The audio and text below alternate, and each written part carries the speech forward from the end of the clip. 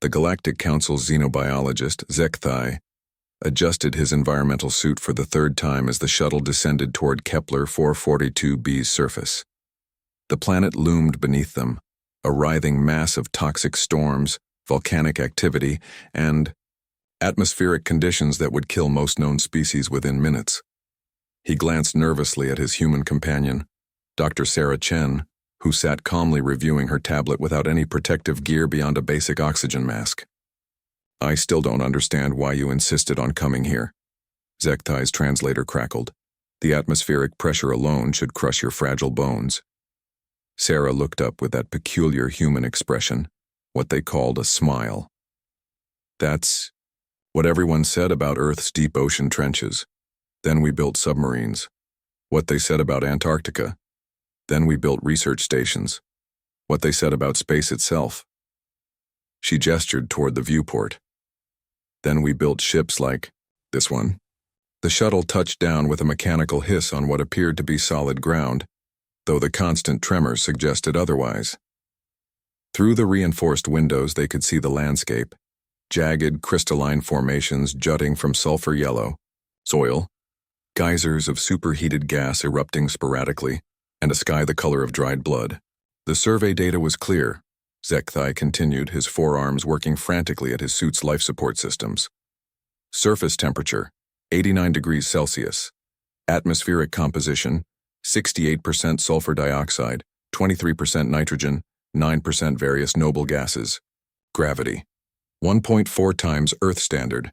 Seismic activity off the charts. This world is antithetical to life as we know it. "Life as you know it," Sarah corrected, standing and stretching.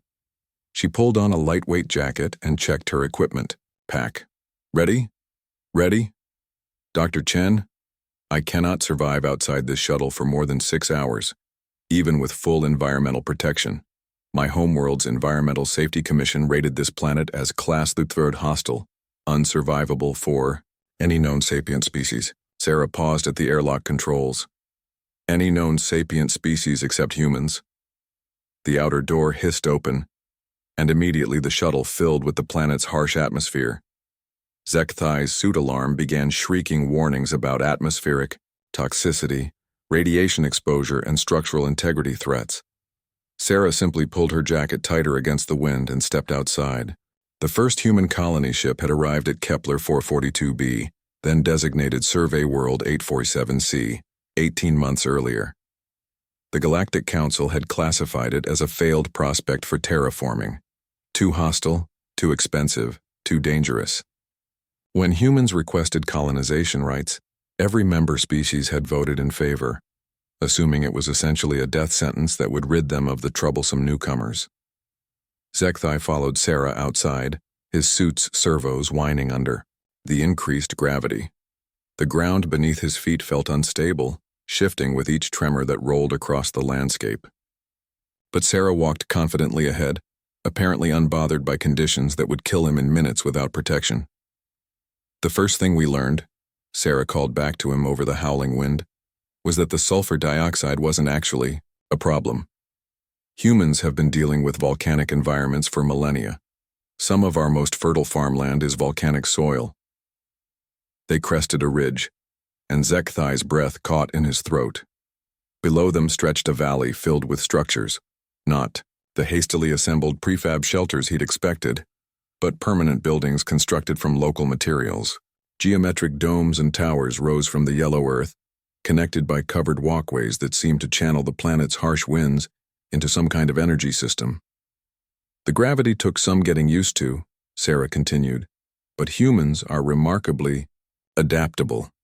Within 6 months, our bone density had increased by 23%, muscle mass up 31%. The children born here are going to be stronger than any human in galactic history. But the atmospheric pressure, the radiation, manageable." Sarah pointed to workers moving between buildings. They wore protective gear, but nothing like Zekthai's bulky environmental suit. "We're not trying to fight this planet. We're learning to work with it." They descended into the colony, and Zekthai saw the true scope of human adaptation. Geothermal plants tapped directly into the volcanic activity, providing endless clean energy. The sulfur dioxide that made the atmosphere toxic to most species was being processed into valuable industrial chemicals. Even the constant seismic activity had been turned to advantage. The humans had developed construction techniques that used the tremors to help settle building foundations deeper into the EOI bedrock. Population now stands at 847 permanent residents, Sarah said as they entered the colony's central hub. We're completely self-sufficient for food, water, and energy. Mining operations have discovered rare mineral deposits that make this the most economically valuable world in this sector. Inside the hub, children ran laughing through corridors while adults worked at terminals displaying complex atmospheric and geological data. The walls were decorated with something Zekthai had never seen on a frontier world. Art, paintings, sculptures, music drifting from speakers. These humans weren't just surviving, they were thriving. The council was right about one thing, Sarah said, stopping before a large window that looked out over the thriving colony.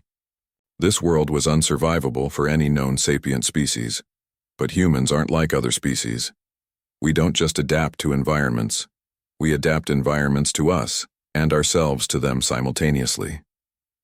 A year later, Zekthai stood in the Galactic Council chambers as the official renaming ceremony concluded. Survey World 847C was now officially designated Humanity Prime, the first world to bear the species name of its colonists, an honor previously reserved for homeworlds of founding council members.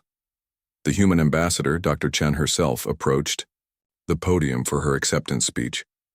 Behind her, a holographic display showed the latest population figures. 15,000 permanent residents, with more arriving monthly. When we first requested colonization rights, she began, many of you thought you were getting rid of us. Instead, you gave us exactly what humanity does best with, the impossible. She smiled that peculiar human expression. We're already surveying 12 more unsurvivable worlds. Thank you for the opportunities. As the session ended and delegates began filing out, Zekthai overheard two Altarian diplomats whispering to each other. Perhaps we should be more careful about which worlds we declare uninhabitable. He couldn't help but agree. Humans had done more than survive the unsurvivable. They had turned it into something beautiful,